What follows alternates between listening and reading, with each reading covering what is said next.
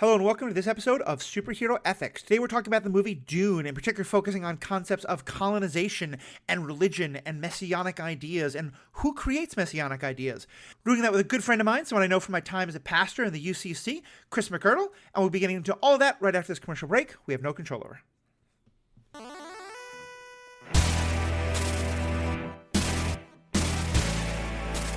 Welcome back. I'm Matthew, your host.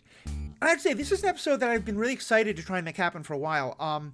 It's always interesting to me when on Facebook, your lives can intersect. And Chris, I think you and I had met in person. We met in person about a year. Good. We met in Long Beach. Oh, that's right. Okay, thank you. My memory about these kind of things is terrible. Yeah, we met when I was still a pastor. We were both at the UCC Synod. But and then you went onto my Facebook, and I didn't see you for a couple of years. And then I started seeing you post about, geek stuff. And I was like, oh, right. Oh, this is interesting. The way those kind of worlds interact. And for me, as someone with a theological background, a ministerial background, I'm always interested in diving into when movies kind of, get into theology and stuff like that, or get into ideas of messianic concepts or colonization or all these kind of things and the role religion can play.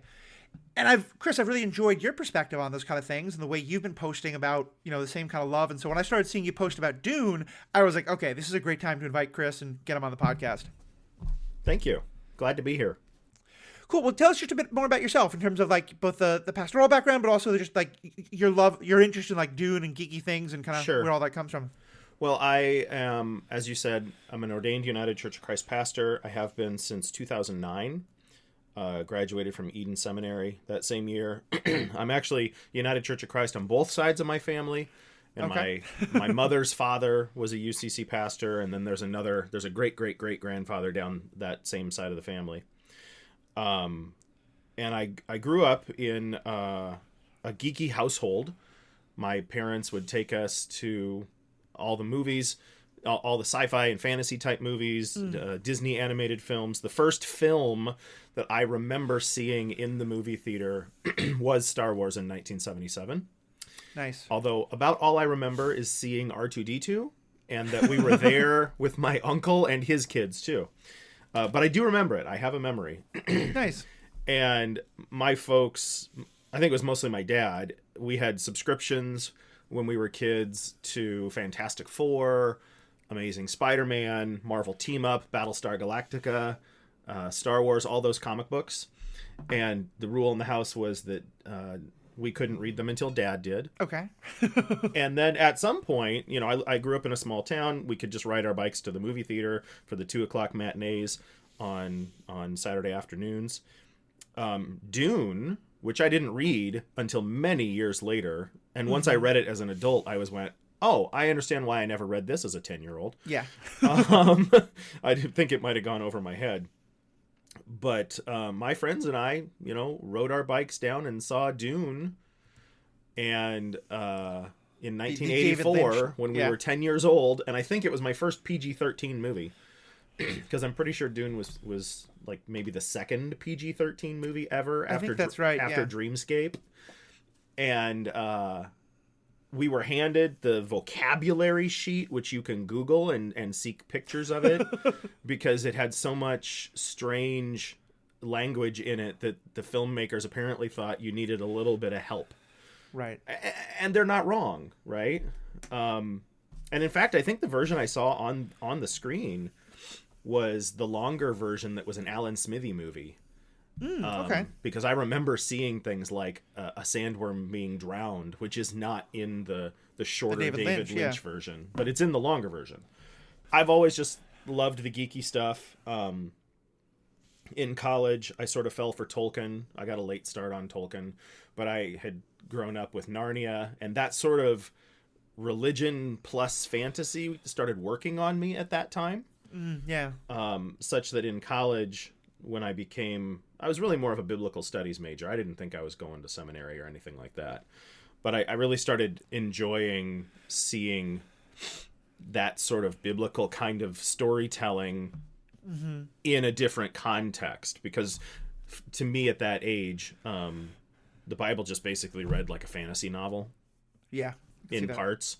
And that I liked that. And, I went to seminary a ways after I graduated from college, and sort of continued looking at things from that perspective even there. Right. And my congregation knows that I'm super geeky, and my office is filled with toys, and I have plenty of Star Wars toys, which were gifts from parishioners, because Nice. I would prefer Star Trek toys, but Star Wars toys are more marketable. Yeah, that's certainly fair. And it's funny how you and I have completely different backgrounds, but came to that same merging of religion and fantasy stories and the interest there. I'm a few years younger than you, so the first time I saw Star Wars was when I was in the womb. My mother went when she was like 5-6 months pregnant. But then I continued to love them, like as it was when my mother said Star Wars was my first babysitter on the Betamax. And to me, I always joked that like I didn't get introduced until Christianity really until I was a teenager. And it was because in the stories that I was reading, I was like, oh, this Jesus guy sounds a lot like what Yoda taught. Okay, that's something I can kind of get with. Yeah. And again, just to be very clear for the people in the audience, this is not going to be I think the reason why you and I are both interested in this topic is because of how it helps inform the way we think about this story. And so please, for anybody in the audience who is not Christian or is not religious, don't think this podcast isn't going to be for you. We're just kind of establishing like where we're coming from in terms of talking about this stuff. And especially because we're talking so much about messianic stuff, I would certainly... I did some research and found a couple of interesting writings from rabbis about Jewish messianic thought in this book. There was one person who I asked to be on the podcast. They weren't able to make it. But certainly in terms of our fans and listeners, if there's more from that perspective you want to add, please do. And we'll talk at the end about how you can give feedback. Because certainly I want to make very clear that Christianity does not have the monopoly on messianic thinking. Not at all. But it's kind of an interesting perspective as we come to this book. So you talked about you read the book in college. Let's talk about kind of what were your overall thoughts on the story? You know, in terms of what you liked, what you're curious about, what you kind of have some issues of, and we'll get into kind of what we're thinking before we went to see this movie. Yeah. One of the things that stands out for me every time I reread the book, probably read it, I don't know, 3 or 4 times, including I'm rereading it right now. Nice. Is the way that Herbert has what by all appearances seems to be a galaxy spanning religious system that is quite obviously a descendant, a generational descendant of many of the religious traditions that are active in the world today. There's clearly some Christian content in there. I'd say the Islamic content seems to be even more prevalent. A lot of the language that gets used, but really so much of a mix. The Bene Gesserit are very much like nuns. They have things like the Missionaria Protectiva, so you've got some Latin sounding stuff coming in there. The Reverend Mother is the literal title of their... And then you meet the Fremen, and they lean more into sort of desert culture stuff with an emphasis on some Islamic kind of language that I noticed. Sharia comes up here and there. Certainly not in the way we see it popularly used today. And I always wonder what non-religious people think about that kind of stuff when they read it.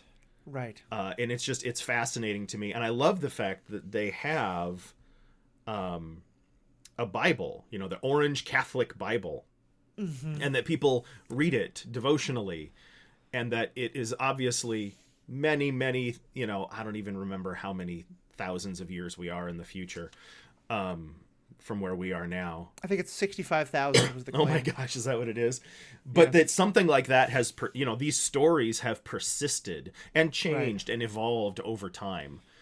And, the Bible that we have as Christians is many thousands of years old in various parts, but they've got one that has gone, like you say, another 65,000 years, and it looks the same and completely different. Yeah. As you said, the idea that the religion of that time is kind of an amalgam of current religions and new thoughts. I mean, there's historical precedent for that. Christianity is obviously based in Jewish roots, but so many of those stories can also have roots in Zoroastrian stories or Babylonian or all these kind of things. Lots of ancient Near Eastern stuff. Exactly. I think that kind of covers the whole spectrum. Yeah. And what was your take on the kind of messianic idea of the Dune books going into this movie? Because for me, at least, that's always been one of the things I have both loved and kind of wrestled with. And I think because the central concept of the book, and I think of the movie, and for those of you who don't know the Dune story, and all you have seen is this first movie, I'm a little bit careful to try and not spoil things that I think are going to happen in movie 2. But it's also a book and a movie that's 20 years or almost 60 years old, so there may be some spoiling that happens here.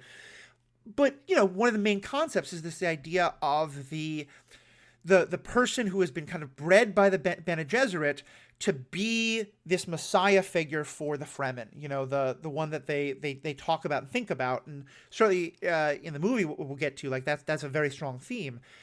And it's one that I've always wrestled with, because this idea of the outsider that kind of dances with wolves, the hybrid noble is the one who knows the native people better than anyone else, and he can become their religious prophet, is one that I think is a very appealing story, but also is very problematic in some ways. And it was one that I was very curious how the movie was going to cover. What was your kind of thought on that?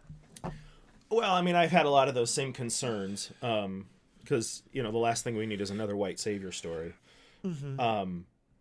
But it's really fascinating to think how it comes together, because you have the Bene Gesserit sort of, well, one, they have their genetic operation where they're trying to produce the Kwisatz Haderach. Right. It's this very powerful person in this very binary gender situation where women can do certain things and men can do others, and that's a product of its time. Right. But at the same time, they've also, through their Missionaria Protectiva, which gets touched on in Dune Part 1 here, I don't think that to someone who hasn't read the book that they're going to have any clue what this all means. But I think Jessica says something at some point about, they've been here. Or the Reverend Mother says, we've done what we can to protect you.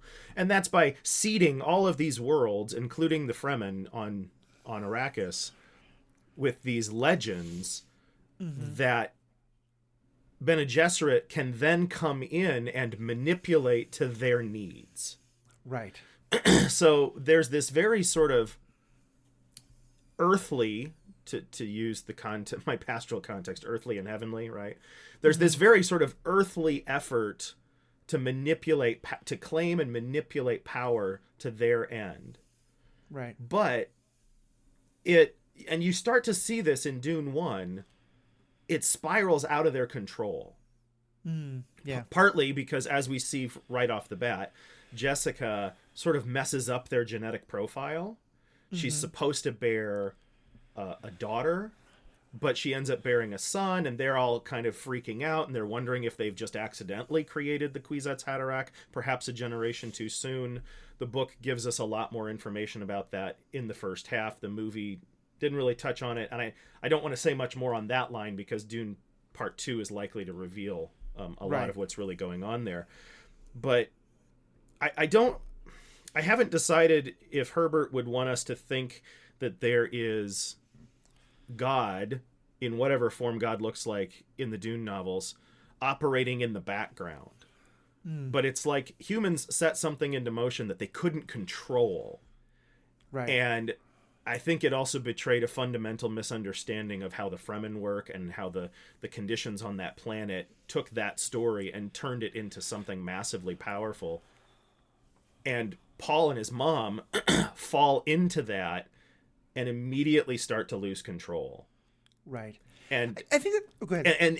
And they, in Dune Part 1, they do start to touch on that when they're in the still tent, and Paul starts to have visions of the future of a holy war, a jihad. Right. And he doesn't seem to like it. And if you've read the book, he does not like this. Right. And I do think, I think Herbert was writing at a time where he was thinking in terms of, like, the word jihad meaning a holy war. I think that's what, like you said about gender, I think he was writing at a time where understandings of Islam, especially in his Western context, were not the best. And, I think that, today I think we've come to understand that the view of jihad as holy war has a lot of, like, Islamophobic ideas to it that a lot of us hopefully moved away from. And I think it's one of the things that I want to get into with the movie itself, is how they've kind of modernized those aspects. But I love what you're saying, because my take has always been, I don't know anything about Herbert personally. I don't know if he's making a comment on faith in terms of, like, is there a God, and is there a God in this world or in the world of Dune? But I certainly think he's being incredibly critical of organized religion, because I think the idea of it's made very clear, like you said, that the Bene Gesserit are doing this very manipulative idea almost of, not even almost, of, like you said, seeding the whole galaxy with people who will, so they can kind of create this idea of a prophecy and then claim to fulfill it. It's, for Babylon 5 fans, it reminds me a lot of what the Vorlons do in terms of like, too. yeah. Yep, I got yeah, that. exactly. And I'm sure you see that connection there. And I think absolutely. I kind of wonder if JMS was even thinking of that as he wrote that, because it's just this. I think one of the things that we want to believe in organized religion, and it's certainly like I think some parts of it will tell you, is that like the prophecies were handed down by God, and then later this person or these many different people fulfilled those prophecies, and that couldn't be a coincidence, and isn't that proof of that all of this is sacred and real and wonderful? And I, as a believer, I do think there's some truth to that.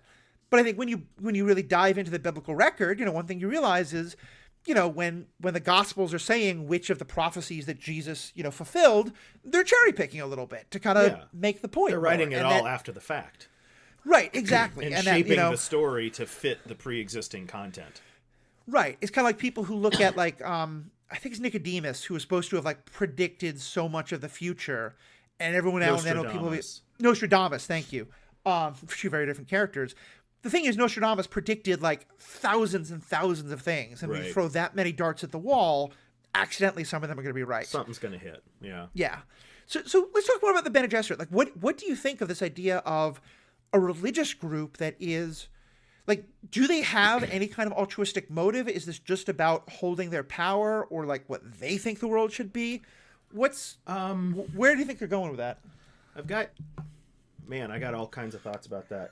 Well, first of all, I don't know that, and I'm not sure if this is what you said, but I don't think Dune is necessarily a critique of organized religion and its quest to wield power. I think that Dune has even deeper than that, and maybe this just makes me sound like a religious apologist, and that may be true. I think that underneath that is just power itself. And it's such a prevailing theme in the book. You hear it in the movie, desert power. Right? That's what Leto is telling Paul all the time. We have to go we think this desert power is there, and it's a power that's going to be able to do it. We ruled Caladan by air power. We're going to rule Arrakis by desert power, and we think that we can take that out into the galaxy and really mess things up. Because you have the Bene Gesserit, which do appear to be overtly religious, but we don't get to see them in any kind of liturgical way. Right. So it doesn't come off to me as so much religious as it does this religiously informed order of matriarchs, which I think is awesome, operating in the shadows to steer what they can of an exceedingly chaotic galaxy. I don't know, is the context a galaxy, or is it wider than that? I think it's just a galaxy, but it's not entirely clear. Because certainly in the movie, it doesn't seem... Because power is also, you've got the Padishah Emperor who wields power in two different ways. One, he's got the Sardaukar, which until we meet the Fremen are the nastiest soldiers in the galaxy that nobody can fight against. And then you'll have to remind me if they touch upon this at all in this version of Dune, in the Villeneuve version. But then there's the Chom Company. So basically the big, gigantic, galaxy-spanning corporate megalith that controls the spice and all other aspects of human life. Right. And he and the Emperor and his cronies have a controlling share in that. Right. So you've got this sort of royal power. You've got massive economic power. The Bene Gesserit have female power and religious power in the background. And then they all meet the Fremen, who are like, oh no, we're desert power.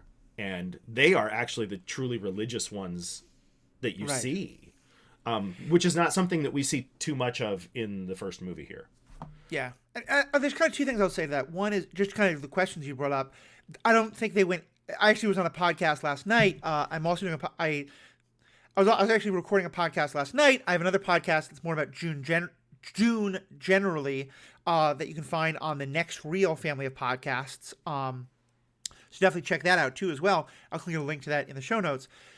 but I think so. They don't, and there we talked about like the fact that we didn't get into the emperor and the empire at all in the politics that I would have liked to. So that the corporation isn't mentioned, nor is, and here I don't think it's explicitly listed as a religion, but certainly in the book there's an idea of the what's I can never pronounce their name, the soldiers of the emperor, the Sardaukar. Sardaukar, thank you. That I think we see a couple signs of this in the movie, but very brief. Their devotion to him is like a religious cult. Yeah, I mean, he's kind of he seems to be pretty much akin to a god for them. Yeah, he's a god emperor kind of figure, which I think is, again, it's one more way of playing it. And I think it's funny, I haven't been able to put it into these terms before, but the way you kind of said that, I don't think you're being a religious apologist. I think you're pointing out that, and again, here, I don't want to get too theological for those who don't know this story, but I think it's interesting. One of the things that is discussed a lot in Christianity is the idea of, God standing on the side of the oppressed. Mm-hmm. And that's what liberation theology is all about. And obviously an awful lot of Christians don't seem to practice that. And that's the thing that you can find both me and Chris being very critical of. But one of the things that I think has been an interesting part of the story is the times when oppressors have taught a religion to the oppressed, and the oppressed have kind of taken that religion and run with it in ways that were never intended. And exactly. To me, like, again, I'm a white person, so me commenting on this, please, there's much better people who talk about this, like James Cone.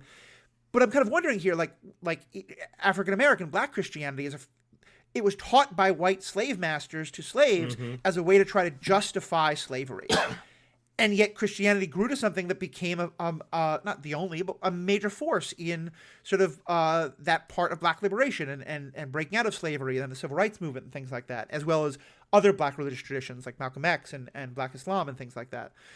My point being, I wonder if, intentionally or not, this idea of the Bene Gesserit trying to teach the Fremen people religion, and that, like you said, it kind of getting far out of their control and it becoming, for the Fremen, this religious belief in the Messiah is something that's going to be part of their fighting back against the Empire and the Bene Gesserit and all of that. Mm-hmm. I don't know if it's an intentional parallel, but it's a very interesting kind of way to view it. Yeah, no, I agree. And, just to touch again on that out of control thing, as I'm reading early in the book, and you start to get a little sense of it when in the film, which just because of the realities of time and just exactly how much internal monologuing you get in the book and how do you translate that to the film. Right. I feel like the scene between Jessica and the Shadout Mapes, it's so hard to reveal how much subtext is going on there. Right. And in the film, what doesn't seem to be abundantly clear, I watched it the other day for the first time, I haven't rewatched it yet. Jessica realizes in that moment that not only did the Missionaria Protectiva plant seeds of faith that she's trained to manipulate, she also realizes that these people have taken it in a direction that if she doesn't manipulate it just right, they will kill her. Yeah. She almost does it, but she says the right thing almost by accident, and it just takes off from there.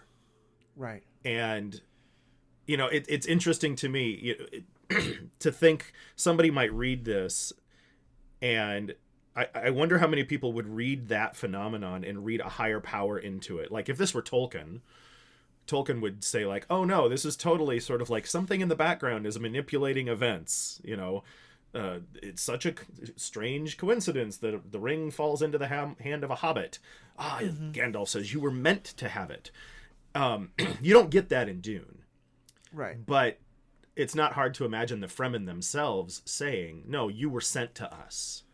Right. You're here for a purpose, because as soon as the Atreides clan lands on Arrakis, and the new Dune does touch on this a little bit, they're calling out Lisan al-Gaib. Their messianic language is heard in the streets of Arrakeen, and it becomes very clear very quickly that Jessica and Paul are tied up in this in a way that they almost have no power to stop. Right. And that's actually a good way to transition to one of the things I think we're going to get back to Jessica and Paul and talk about especially Paul's feelings on being this pre-programmed messianic figure and the ethics around that. But let's talk about Duke Leto somewhat, because one of the things that I think was a big concern of mine going into this book was, like you said, the white savior the white savior narrative. I think the book and somewhat the David Lynch movie to me, it's very kind of Dances with Wolves idea of, Yeah. the noble white man Yeah. from far away who comes to the native planet but can out-native the natives and lead them to victory. Mm-hmm. And I was really impressed because I thought I saw something very different in the movie. In that, I mean, there's certainly that idea is happening, but like starting just with Duke Leto, his whole concept is the Harkonnens were horrible oppressors. He wants to be the benevolent ruler, and he kind of comes in with this idea of, no, I'm going to be good to the natives, to the Fremen, but I'm still going to take all your stuff. Yeah. And I feel like the movie understood. I'm curious what you thought, but what my view was that the movie understood that the Duke is fundamentally being naive and kind of missing the point in that he thinks he can be a benevolent ruler while still taking all the resources from the planet for his people. And one of the points of the movie, especially in the conflicts he has with some of the Fremen leaders, is that you really can't do that. You are still an oppressor by coming to this planet and ruling them as an outsider. Did you get some of that? Yeah, and my brain's taking it in a slightly different direction because I see, again, the prevailing theme I see here is always about power. Who has it, who doesn't. Right. And people thinking that they're powerful, but knowing that they're just riding the edge of a knife blade. And one misstep, a different kind of power is going to come annihilate them. And we've already talked about Paul, and we're going to see more of this, I'm sure, in the second movie.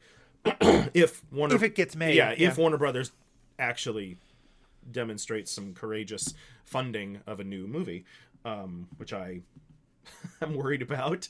But, Paul falls into this system where he... Let me rephrase how I start this. One of the most powerful scenes in the movie, for me, was toward the end when Paul and his mother are in the ornithopter and they're fleeing from the Harkonnens, or Harkonnens, as you pronounce it in the 2021 version of the film. I hate that. But okay, Harkonnen in the 1984 version, so that's how I'm going to say it. They're fleeing the Harkonnens and they go into the Coriolis storm. And he remembers somebody, or he has a vision saying something to him about the only way you can survive is to submit, something along those lines. And he tucks the wings in and he shuts off the power and he just lets the wind take them. And he hopes he comes out of it okay. That is a metaphor for both Paul's relationship with the Fremen to come, and it's a total metaphor for Duke Leto's relationship with the Emperor and everything going on in the galaxy. He knows that he has been maneuvered into a storm, and he is going to go ahead and tuck in the wings and go straight into it and hope that he can ride it out. He trusts that Thufir Hawat, who is woefully underused, both of the Mentats are woefully underused in Dune Part 1 here. He hopes that because of the allies he has, the intelligence he has, the experience, he has a Bene Gesserit wife, he's got one of the best Mentats in the known galaxy, known universe. Which we don't even learn what a Mentat is in this movie. Much less that Paul is one, which is something every filmed version of this ever has run away from. Do you want to explain what a Mentat is? At some point in the past history of humanity in the Dune series, you get this sort of like Terminator thing going on, and machines and computers take over, perhaps. I know they've explored this in some of the 22 novels, 18 of which I haven't read. But they decide at some point, I've always gathered there's some kind of like post-apocalyptic period where they were like, oh, our reliance on computers led us down this really bad path, so we need to stop doing that. And it's actually there are rules in their Bible, in their OC Bible, that say thou shalt not make a computer, basically. Right. And so what they've done instead is they've developed certain genetic gifts in certain people that turn them essentially into living computers. And so Thufir Hawat is one of those, and he's loyal to the Atreides family for 3 generations. And it was really cool in the movie that you see his, like, almost a film, but like his eyes flip back in his head and you can tell he's doing his computations. Right. And Peter de Vries, played by David Dalmastic, well, he's in Ant-Man. He's working for the Harkonnens, and also woefully underused. I was like, no, let's just have Brad Dourif in the 1984 version because he was awesome.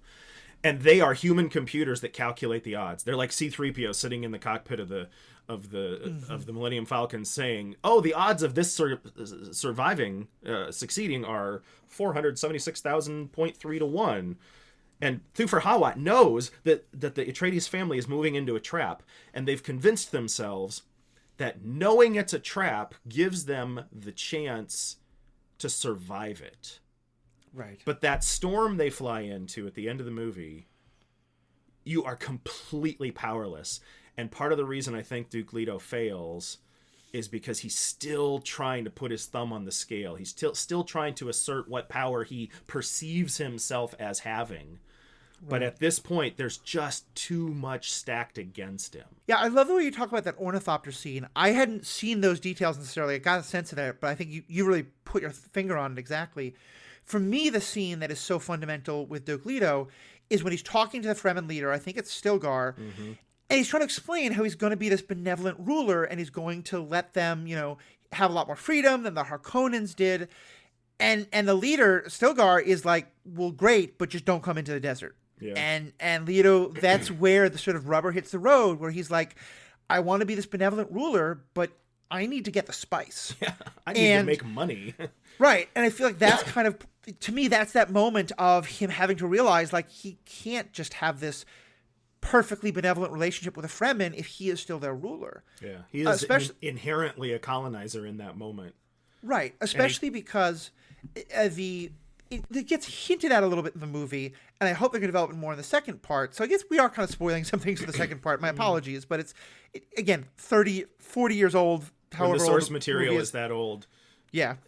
You could only go just so far, I think. Right. And we won't kind of major plot points, but one of the main themes that I do think the movie hinted at is that spice isn't, like, I think the thought of the colonizers is that we're taking this thing that the Fremen don't care about because they don't do interstellar travel, so what do they care? Right. They don't want riches. Right. Which is always a ridiculous kind of idea to begin with of colonization. But one of the things that we're starting to learn is that the spice is connected with the worms, the Shai-Hadat. I'm probably pronouncing that wrong. Shai-Hulud, thank you.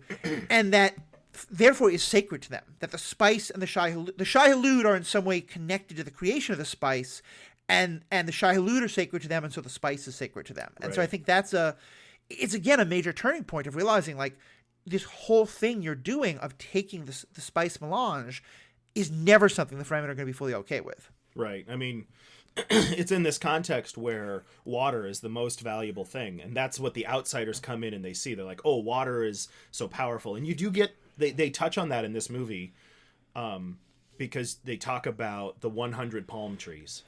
Right. The 100 date palms, where each one requires 40 liters of water a day to survive the climate, whereas a human only requires 8 liters of water a day. And so those 20 palm trees are the equivalent of 100 people that could survive.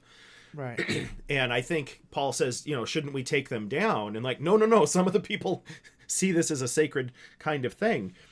And I'm losing my train of thought. Water. So the outsiders come in and they're like, oh, water is the most important thing. And it signals that they have not yet fully come to understand the Fremen, because for the Fremen, there is something more important than water. Right. And it's only lightly touched upon in the first film. It's going to be, Paul and Jessica are going to have to learn this in order to survive in the second film. Right. Just exactly what is more valuable than water. Right. Because water is survival, but the more powerful thing is life. Right. And it's their religion. It's their whole worldview. So, Shai-Hulud. And I think that's so good. I think that's such a good way of putting it. And also, though, but I also do love that even their attitude towards water is so fundamentally different. Just in terms of thinking about cross-cultural exchange, and you're a Star Trek fan, so you're probably, one thing I always love in Star Trek is the idea of, I do this thing because it means this to me, but the exact same thing means something very different to you, and that's how disagreements start, and we only understand things if we, can understand each other's metaphors. That's the whole point of the Darmok and Jalad at Tanagra. Exactly. And so there's this moment where to Duke Leto, as I think probably to most of us today, if I spit on the floor in front of someone, that's a very offensive act in many cultures. I mean, certainly the ones that I'm raised in. And there you have Aquaman telling him not to fight.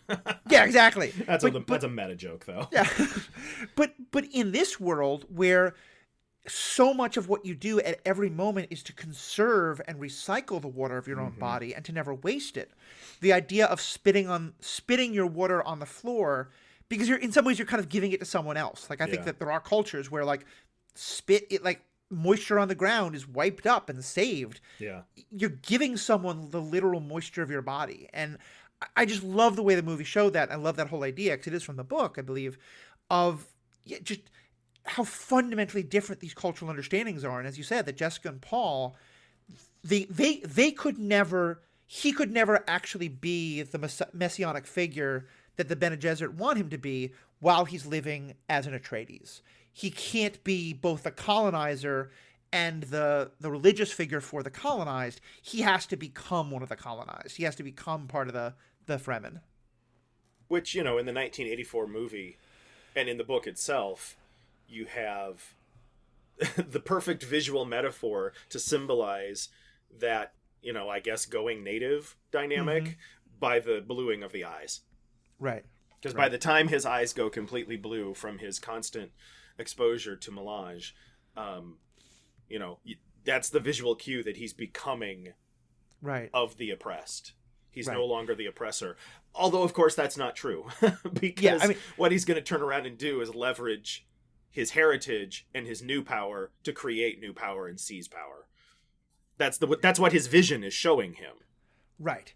And that's where I think that's the thing that probably I'm most curious about, to see how they'd handle it in the second movie, because as I was saying before, that's one of my biggest problems with the novel, is I do think the idea of that you can become a native and thus be the native figure, it's a very old Western trope of, the Last Samurai that dances with wolves. They're obviously they are going to tell that story because it is the story as written by Herbert so many years ago. I think though they're playing a lot with it. I think in like in the other podcast I was doing, we talked about how a lot the Fremen are really should be the main character, and that the movie seems to be and that the Zendaya character, who Zendaya probably got paid very well to say, I think, 5 lines of dialogue. She doesn't have a lot to do this time around. But it's clear she's supposed to be a very important figure, and Although even in the book, you can tell a man wrote the book. Right. Yeah, in the book. Because Chani, that's the character, Chani, she's often at the service of the men around her. Right. And then certainly to me, that was one of the biggest problems with this first movie, was she's portrayed as like, the white man falling in love with the exotic, with all the things that are problematic there. And again, Oscar Isaac isn't himself white. I think Timothée Chalamet is not white himself identified. I'm not exactly sure on that. They're playing with that a little bit, but those dynamics are still there. Yeah. So yeah, that'll be something else very interesting to see if and when the second movie gets made. And one of the things that I appreciated about the Lord of the Rings adaptations is that they're being written and adapted by a man and 2 women who understand that the books being a product of their time, Tolkien gave his female characters, as few as they were, very little to do. Right. And so they modified some of the positioning of who says what and who does what. They give Arwen a much bigger role, that kind of stuff. And you can see Villeneuve doing the same thing in Dune Part 1, because Leet Kynes, they gender swap. Right. From the Judge of the Change. Yeah, the Judge of the Change, from a white man to a black woman. Right. And it'll be interesting moving forward for me. I'll be watching to see if Chani gets to do more stuff in Dune Part 2 than what she even got to do in the novel. Right. I certainly hope so. I think but we'll see. There's one last thing I want to say about the Judge of the Change and Duke Leto, and get your thoughts on it. And then let's move on to Paul and sort of where he fits ethically in all this. To me, the scene with the Judge of the Change is very important, because to me, the other kind of theme that I got out of the movie, that I think is a little bit in the book, but I think the movie was really playing up, and I don't think coincidentally, is the kind of, if you're the one person playing by the rules even though you should know that no one else is playing by the rules, like that's never going to work for you, or it can be problematic. And that he, for him, he fundamentally believes that the judge of the change is going to be the one to say, oh yes, clearly the Harkonnens did not do a fair exchange, so we will fix that. Right.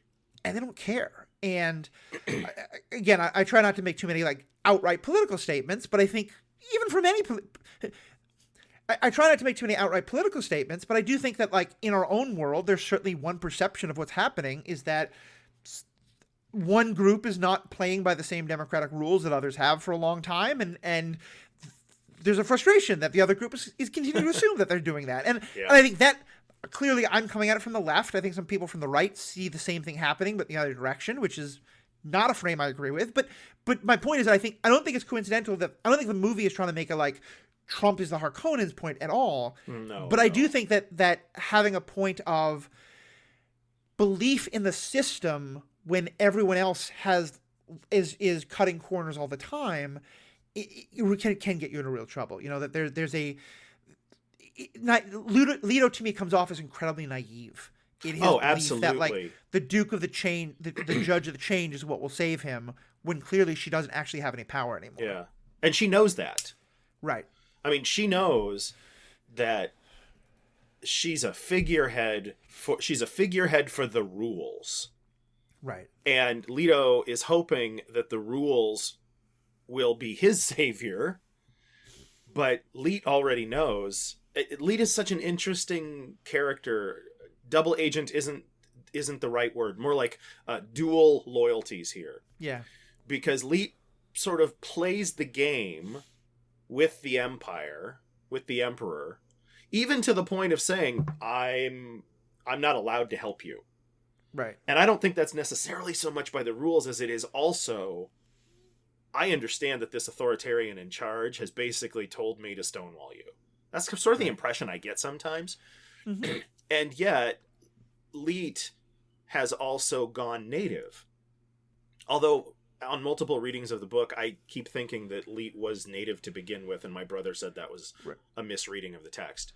Well, I certainly thought the movie was taking that reading. I mean, the movie to me, particularly because I don't think we see many people of color, especially that dark skinned, among the Atreides of the Harkonnen. Yeah. I certainly felt like the movie was saying that she was a Fremen who had become, had gotten this job and had been working within the Empire for a long time. Yeah, that was sort of the impression I got. And in the book, this isn't really a big spoiler because in Dune Part 1, Leet is dead. Right. In the book, Leet Kynes and Stilgar are brothers. Right. And whether that's an adoptive choice thing or a blood thing, I always thought it was a blood thing. My brother told me I was wrong. and I'm going to be watching for it in my current reread of the book. But, even as Leet is Kynes really is the federal name, as it were, the imperial name. Leet is the Fremen name.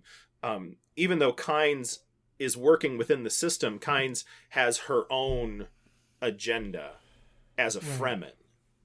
So she's the way that the Fremen have infiltrated the Padishah Emperor's world to try and bring about the outcomes that they wish. It's almost like they're Bene Gesserit light kind of situation here. They've just come at it, they're trying to achieve power in a variety of ways.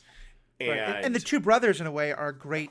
So, because I think in any kind of movement of the oppressed, like, there's always this tension of, like, do you try to work within the system to overthrow the system, or do you attack the system from outside? Yeah. And Stilgar is on one end of that, and Kynes is working the other angle. Very much so. Let's try to hit all the points here, and and it reveals a savviness in the Fremen, which is touched on in Dune Part 1, because you start pulling out all this tech that was produced by the Fremen, and you're like, the Harkonnens think there are like 50,000 of them. Right. How could a culture of 50,000 people, and it's not even something you get to see in the books, at least not the first 3 books. You don't even get to see, like, whatever underground factory cities they've got going on, where they've developed thumpers and sand compactors and compasses that work on a planet where magnetic fields don't work right. Right. And we get these hints in Dune Part 1 that in their way, for their context, the Fremen are incredibly advanced technologically. We know that they have what they would probably feel is a very advanced religious worldview, but you can also see them operating in circles of power in very subtle ways. And of course, knife fighting, the subtle edge of a blade, that's such a recurring theme, that they are the knife. And nobody figures it out until it's too late. I think that's so true. And in movies, like I keep using Dances with Wolves because I think that's the best example, but it's a very old tradition. And in a lot of those movies, there's often this trope of kind of the going back to the idea of the noble savage, that they're primitive, they're savage, but they understand nature better than we do and things like that. And it can become a very problematic trope. I think, though, that there is some truth to the idea of like the oppressor who comes in and tries to like take things from the land without understanding the land. And that I think the book, was a little closer to the problematic trope, but not entirely. But the movie especially, I thought, did a very good job of showing that the Fremen have developed all this tech where they understand the worms. They worship the worms, but they also know how to keep themselves safe from the worms in a way that, like, we know that everyone else has been on this planet for hundreds of years, but they still haven't figured out, and that they have to just rely on yoinking their, crawlers up into the air every time a worm shows up, because they haven't even figured out how to do the walk, or how to make their technology do things like that. Right. And right at the very end of Dune Part 1, particularly when Kynes is about to die, and then the very last scene, you see Kynes put out the maker hooks, which you don't know at this point that they're called maker hooks. And she's got a plan. She's trying to do something, and it doesn't work out because I think, is it Sardaukar or Harkonnens at that point? I think they're Sardaukar. Catch up, which is a nice little foreshadowing of what we're going to see when Sardaukar and Fremen next meet. And then at the very end, Paul gets a glimpse of somebody riding a worm, doesn't he? Yeah. Yeah, so they just steer it away. That noble savage thing, too, it's true, because you could very clearly draw the parallel between this sort of this sort of white colonizing glorified view of indigenous North Americans and their relationship with the bison. They use all the parts, they respect it, they only take what they need, all that kinds of stuff, and we glorify that. But ultimately, as we know, to our detriment and to our sorrow, indigenous North Americans didn't have power to preserve that context in the face of people coming in with guns and whiskey and diseases, the flu and all of that kind of stuff. And, I suspect that the Atreides or the Harkonnens or whoever have looked at the Fremen, and we get that scene of them being so careful with their water when Jameis dies, and preserving every drop they can. That's sort of like what we see in that thing. But these indigenous folks have power that they have built, and numbers that they have built and successfully kept hidden, which takes that sort of noble savage thing and says, yeah, this noble savage is going to kick your ass. Right. Well, especially because there's an idea of, there's such a difference between not having power and deciding what power you do or don't want to claim. Yeah. I think one of the themes that kind of comes out of the books is that, like, in the movie, they don't at all get into one of my favorite parts of the books, and I think the David Lynch movie really captured the idea of, like, spice isn't actually something you put into your machines. Basically, like, think of the idea of, like, I'm so high that I can see through time and space. Mm-hmm. Spice does that literally. Yeah. You get so high that you can manipulate space-time in this crazy way. And I think there's an idea of, like, the Fremen understand that and think that's not actually the greatest thing in the world. Like, and so there's such an interesting idea of, like, they're choosing to use their power in different ways. And that's where, again, I'm going to be very curious to see where it goes in part 2, because I think there's a way to read the story where it's, they have this power, but they don't know how to use it. They don't understand it until Paul comes along and teaches them. Mm-hmm. And I think from what I've seen in the first part, I think they're not going that direction as much as I would fear. But we'll, again, have to see what DC does with it. Yeah. Yeah, Paul comes in and they end up, they have to teach him. Yeah. So let's talk about Paul himself. 'Cause I don't want to go on too much longer, but I think this is kind of one of the main themes of the book and the movie. He's in this very interesting position because often what we get is the person who is told that they fulfill the prophecy, like the Neo role or things like that, where you're or the Jesus role or whoever it is, where you're learning that you are the fulfillment of prophecy. But Paul, to me, is so fascinating because he goes one step further. Because, like you said, he has the divided loyalties. He knows that he is the fulfillment of prophecy, but he knows that that's not coincidental. That's not fate. It is a thing that humans have manipulated and made to happen through the Bene Gesserit. And some of my favorite parts of this are him kind of pushing back against his mother. What do you think of kind of the situation he's in of like, do I accept this role that was kind of created in this manipulative way, even though I think I can be very helpful, or what do I do with this? Well, I mean, he's a character who is totally torn between his maternal and paternal heritage. Right. He loves his father. He's being trained by Gurney, by Duncan Idaho, by Thufir to live in that world, to operate in an imperial context. And the entire time this is going on, his mother is teaching him how to use his brain and his body in the Bene Gesserit way. And only belatedly does he... And of course, there's the third thing there of the Mentat, which is only for people who've read the book, where he has to make an active choice whether or not to embrace that side of him. He's actually a triple threat.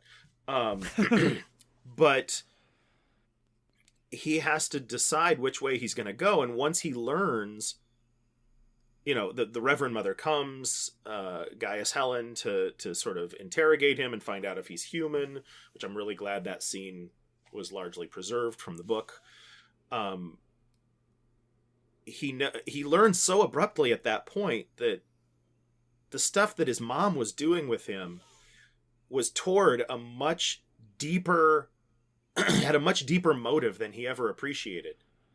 And this is happening at the exact same time that his whole paternal side is walking barefaced into a trap that they hope they might be able to control. And he starts to understand he has almost no control at all. Right. But that he has to assert some kind of control. I don't know, maybe the scene with the hunter killer, the assassination attempt in his room is a metaphor for that too, where he has to become very still and very clear on what he can and cannot do in that moment. And when he acts, he has to move with great intentionality and great strength, or he's completely lost. And it's like his entire experience in this movie is watching a hunter killer and trying not to move. Right. And only moving when he absolutely has to. And Dune Part 1 is all just him watching and trying to be still and figuring out what's going on. And I think very important, and the scene comes through very much in the book. I hope it came through in the movie, I'm not sure. But certainly the movie triggered it for me as someone who knew the book, is that, because the idea is that the hunter-killer, like, it senses movement, and once it starts to attack, the person it's attacking is almost defenseless. It's that he's kind of holding still, trying to figure out what to do, until, shout out Mapes, the Fremen woman who's become kind of the house servant, because she is in danger, and he acts to save her. Yeah. Which is both, it's good thinking of how they work, but it's also sort of showing him, showing that he does have this benevolent, altruistic idea to him, or like wanting to protect others. Well, and that's a piece of him that it's really interesting, looking at this from the outside as somebody with a Christian heritage and vocation, is that the Christian context, we look in the Gospels and we see an image of Messiah in the Gospels that is fulfilled by Jesus, that is a largely non-violent image. Right. Jesus doesn't use his power to kill or anything like that. And something that for the last year or so that I've really been fixated upon too is an interpretation of the crucifixion and the resurrection, which is that, if that God responds to the death of the Son, as it were, not with death, not with more death, not with retribution, but with life. Like, the way that plays out in the Passion is the ultimate object lesson of Jesus saying, turn the other cheek. Violence is not an acceptable way to move forward in life here. And even God ultimately is like, oh, I am not going to hit you back. I'm going to give him back. And we're going to try this again. And Paul... Oh, and then you contrast that with the vision of the Messiah that we get in Revelation, which, as far as I'm concerned, is just a really fun to read acid trip. And I don't find it particularly authoritative until almost the very, very end. I just quick note on that. This is by no means canonical. Canonical is ridiculous. This has not been historically proven, but there is a theory about where the cave was that the Apostle John went into, to write this, and who knows if that ever even happened. But I guess archaeological biologists or whatever have done research and found that psychedelic mushrooms or lizards or something like that were present at that cave. So the idea of it being an acid trip is actually not entirely fanciful. And not to confuse the Apostle John with John of Patmos, who are almost certainly not even remotely the same person. Right. Yeah. Sorry for that. But you contrast this vision of the Messiah, who is, what a friend we have in Jesus, who is this gentle, sort of receives violence but does not return it, and then Jesus walking in on a pale horse with a sword, destroying people with the sword of his mouth, which may be literal and may be metaphorical, but is probably both. Right. And in Dune, you have Paul, who I love that moment. I love that they got it onto the film, where he's fighting with Jameis, and the Fremen realize that this scrawny little kid, because he really is, he's supposed to be a 15-year-old scrawny kid. Little bit hard to translate, but Timothée Chalamet's physique does lend itself more to that than Kyle MacLachlan's did. And in 1984 version, they realize that he's actually tougher than Jameis. They can tell. And right. Stilgar says to Jessica at one point, is he toying with him? Because that would be an insult. Right. And Jessica says, no, he has never killed before. And that's going to be a recurring theme with Paul, that he wants to avoid lethal violence whenever possible.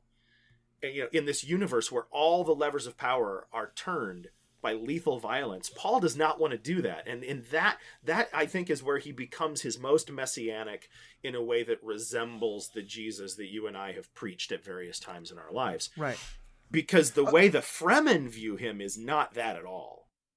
He's going to be the Christ knife, which is really close to Christ knife, or Chris knife, if you want to pronounce it that way. Yeah. He is the blade that they're going to carry into the future. And right. He sits at this point of tension between the kid who doesn't want to kill anybody and a universe where everybody gets their power by killing. Right.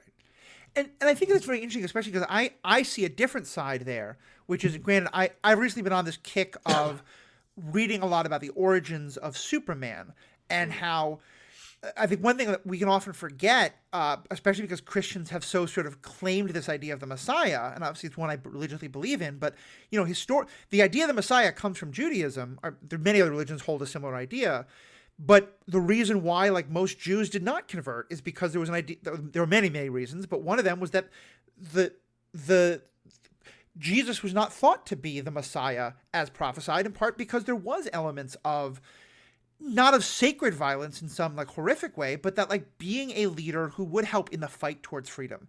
And he failed. Right. Yeah, exactly. Scandal of the cross. Superman, in many ways, is a very good representation of the Jewish idea of Messiah. And again, here I'm saying as someone who is Christian. Mm-hmm. My family is Jewish, and so I've been involved in that world. And I really wish we could have gotten a rabbi on, and I might, not just any rabbi, but one of the ones who's talking about this, and we try and find links for people to hear more of that thought.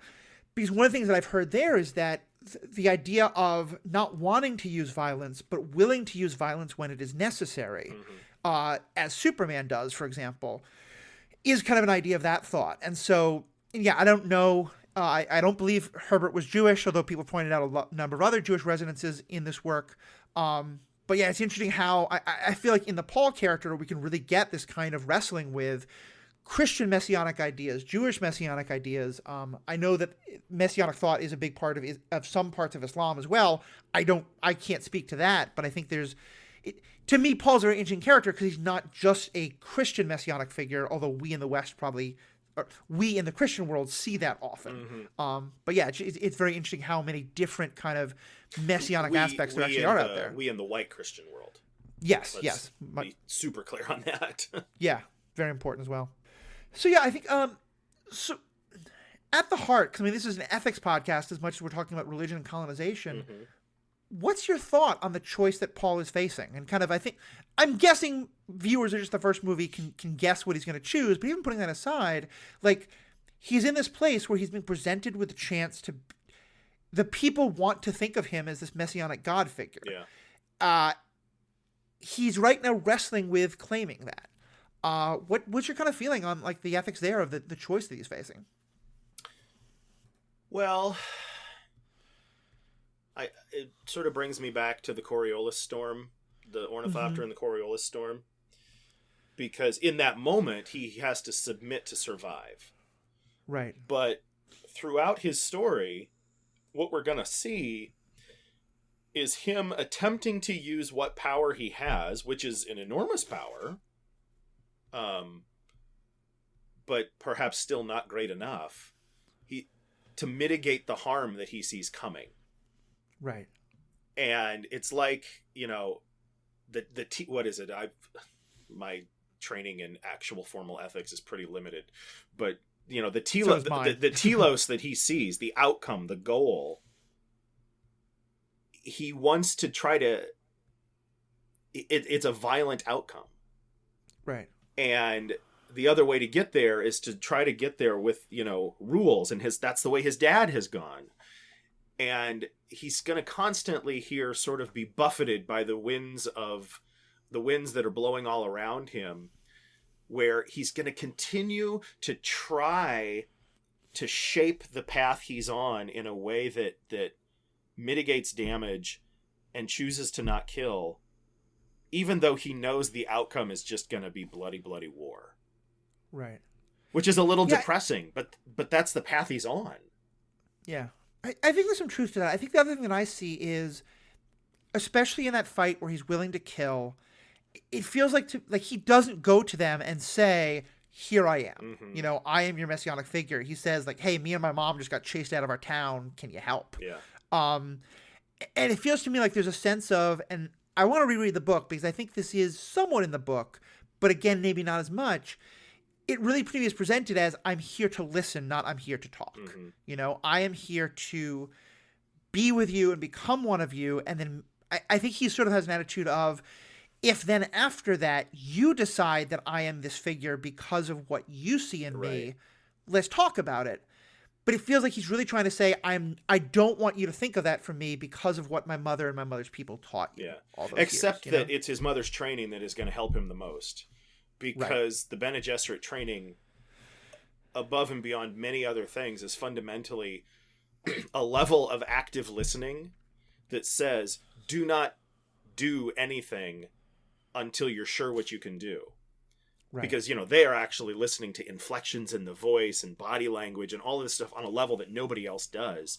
And what we get in the book that is completely gone in this version of the film, in this filmed version, you get a little bit more of it in the 84, are her interactions with Dr. Yui. Right. Dune Part 1 gives us almost zero understanding of why Yui betrays. You hear him mention a wife, but the dialogue is often very hard to hear, so I recommend to anybody who hasn't seen the film yet to turn on your subtitles. Yeah, I watched it with subtitles, and it was a lifesaver. And he's got the diamond on his forehead, indicating that he's got imperial conditioning, but they don't really talk about what that means. Yeah. In the 84 film, you do that.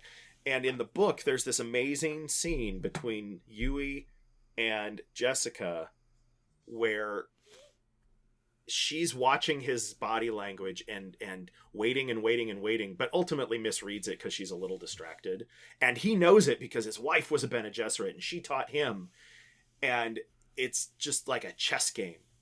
And they're just waiting to see who's going to make the move that allows the other person to capitalize. And that's what Paul has to do. He has to really bide his time and wait and wait and wait until he has enough data. And of course, we know he's a mentat, even if they've left that out of the film for convenience, I suppose. It's hard to translate. It's just wait and calculate. Right. And wait for your moment to then attack with the blade. It's what he's learned from Duncan. It's what he's learned from Gurney. It's what he's learned from Thufir. The Fremen are going to teach it, but they all use it just a little bit differently. And, you know, we'll have to see whether or not for those who haven't read further on into the books, you have to see how it plays out for him. Yeah, and I think that's the thing that I most hope I see in the second movie. And granted, I did not love the first movie because I thought all these things we were saying we wish we had more of. I was like, could we just cut out all of those numerous someone staring into the desert for 10 second scenes? Yeah. I know that people who have a much more artistic understanding of movies than I do and much more visual absolutely loved that. And so I'm like, okay, great. So it's a movie that isn't entirely for me, and that's awesome. But to me, one of the questions that I think the book raises and doesn't really answer, and I'm like, and maybe gives even an answer I don't love, and I'm curious what the movie will approach it is this idea of where is the line between trying to understand someone else's context and thus communicate to them in a way that you can understand each other versus manipulating them by kind of weaponizing their own culture against them and or creating their own culture. You know, It's that like, if I know that this particular people understand that blue is a sign of peace, okay, so I wear blue. That's at one end. And at another end is I want to wear blue, so 1,000 years before people are going to go meet them, I'm going to try and convince them that blue is a sign of peace so that when I show up wearing blue, they're going to see me as peacemakers, you know? And the Bene Gesserit are clearly much more on that second side, and Paul wants to be on the first side, and how he navigates that is, I think, just such a fascinating part of the story. Yeah, ultimately Paul's perhaps his biggest struggle is trying to maintain a dual identity as and I guess this just makes him messianic from a Christian perspective, with that whole sort of doctrinal fully human and fully divine. Yeah. Paul is trying to figure out how to be fully Atreides and fully Fremen. Yeah. And we won't see that conflict in the new movie unless Villeneuve gets to make a second one. Right. But, you know, the messianic figure who still it's the great scene in one of my favorite scenes in the 84 version is, you know, Paul has joined the Fremen. He's gone fully native. His eyes are blue. Nobody has figured out that it's actually him steering the Fremen now in a way that they weren't before. They're attacking the Harkonnens left and right. And just out on some random sand dune one day when they're having a big fight, the Fremen end up fighting some smugglers, not actually Harkonnens in this context.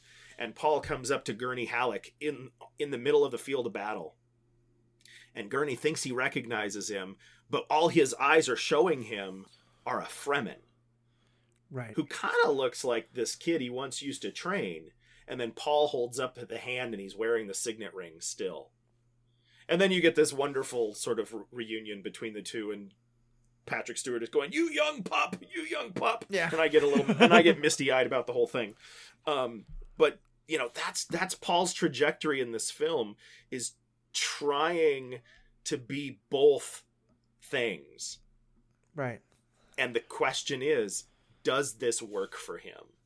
Right. And I think ultimately the lesson of Dune, as you move into at least the next two books, is yes and no all at the same time. Yeah.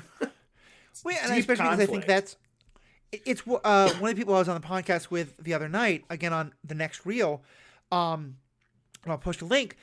One of the comments that they were making is that in some ways this is Duke Leto's movie, you know, and that this is about Duke Leto is trying to find a relationship between the Atreides and the Fremen that is benevolent, but is still based in colonization. Yeah. And the point of the movie is that doesn't work, or one of the points of it. And so Paul in some ways is, you know, he's the evolution of his father's intentions. Right. Well, it's the evolution of both of theirs, because that's his father's intention. The Bene Gesserit was to manipulate and to convince them, so you can, and he doesn't want to fully embrace that.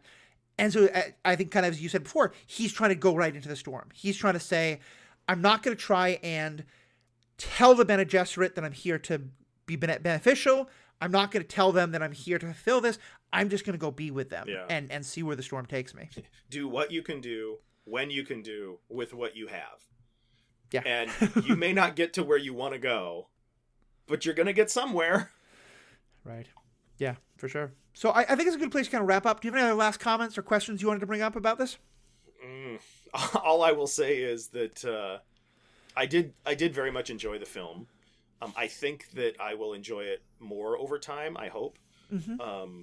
Visually, I thought it was stunning when I started to see the costumes work. And I don't normally even latch on to that kind of visuals, but I thought it was really cool. And that was the best thing about the 1984 for me, too, is narratively, it doesn't hold up because of some of the choices David Lynch made. But man, visually, it totally holds together. And this one may end up being somewhat similar in that regard. The thing I disliked most about it was I had somehow completely missed that this was only part one. Me too. I don't think they made a big deal of that. I think they kind of hit it. And then my wife and I sit down to watch the film, and we just watched it at home because we have a kid and just coronavirus and babysitting money and all that kind of stuff. We're just we'll just watch it at home. And it says Dune, part 1. And I was like, excuse me, what? Yeah. Like halfway through the film, I paused it to watch the timer on the screen, and I'm like, how are they going to get to where they need to get in that amount of time when they're going this slowly? Yeah. Again, that's kind of more the review side, but I had a very similar feeling, especially because I thought the last 45 minutes really dragged and probably could have been part of a part 2. Yeah. More than anything, I kind of came out of it feeling like this would be a great pilot for a 10-episode TV show. You know? Well, and isn't that just what we've learned in the last few years of streaming media? Is that so many... it's the lesson Star Wars has learned, and it's the lesson Star Trek has learned, that they need a longer storytelling format to really do justice to the source material. Yeah. And that's why Mandalorian and Discovery and Lower Decks and all these different shows do well with more time spread out. Right. I don't want to see a Ted Lasso movie. I want to see a Ted Lasso series. Yeah. And I think especially with things like His Dark Materials and the Shadow and Bone. What is it? That's what it's called. Shadow and Bone. It's on Netflix. No, His Dark Materials is one, but no, there's the other one that's about it's kind of like it's set in kind of like a 19th century Russia version of things, and it's got the rift that people have to cross. Oh God, it's gonna drive me crazy. I thought that was Shadow and Bone, but anyway, like there's a couple of different series that are out there, and where they've realized like making a book into a movie is just often not going to work, and making a TV show. So anyway, sure, but that's more the review side. Wheel of Time coming, prequel Tolkien stuff coming, really taking advantage of the medium. Would Dune have benefited from being a 10-part miniseries? Absolutely, it would have benefited from that. Or at least doing it in the Tolkien style of shooting them all at once, and now this next movie is going to be released in 3 months. Because I think when I found out that we hadn't even been approved to start filming the next Dune movie, I was like, ugh. Deeply disappointing. But anyway, so Chris, it's been so glad to have you on. I definitely want to have you back. For people who are kind of curious, want to find more of your thoughts, either kind of your public talks about religion or nerdy stuff or anything like that, or your sermons, where can people find you? Well, my my church puts the pandemic prompted us to start being more digital in our approach to the world. Mm-hmm. And so anybody who wants to see things that I have to say can go to my church website, which is UCC Anoka. So the letters UCC and then ANOKA.org. And you can find stuff there. Otherwise, if you're smart enough to find me on Facebook, if I feel like I want to say something public, I put it on public status. There you go. Yeah, and and certainly for folks who want to have more feedback, I will any of the questions or stuff you send to me, I will pass on to you, Chris, and give you a chance to help answer. And people can find us in a number of ways. If you go to the search for The Ethical Panda, 3 words, but type it all as one, The Ethical Panda on Facebook or on Twitter. You'll find us. You can leave comments there. You can also email us at theethicalpanda@gmail.com, or you can just go to our website, theethicalpanda.com, and that's where you'll find information about this podcast. You'll find a contact form. Let us know what you think. You'll also find information about my other podcasts, the Star Wars Universe podcast, the Marvel Movie Minute on Thor that I'm doing, some of the other stuff I've done. And of course, a lot of those podcasts, except for the Marvel Movie Minute, are all part of the Stranded Panda family of podcasts, which is a great set of material to find. If you're into Discovery, they do episode-by-episode reviews of all of Star Trek on the Star Trek Universe podcast.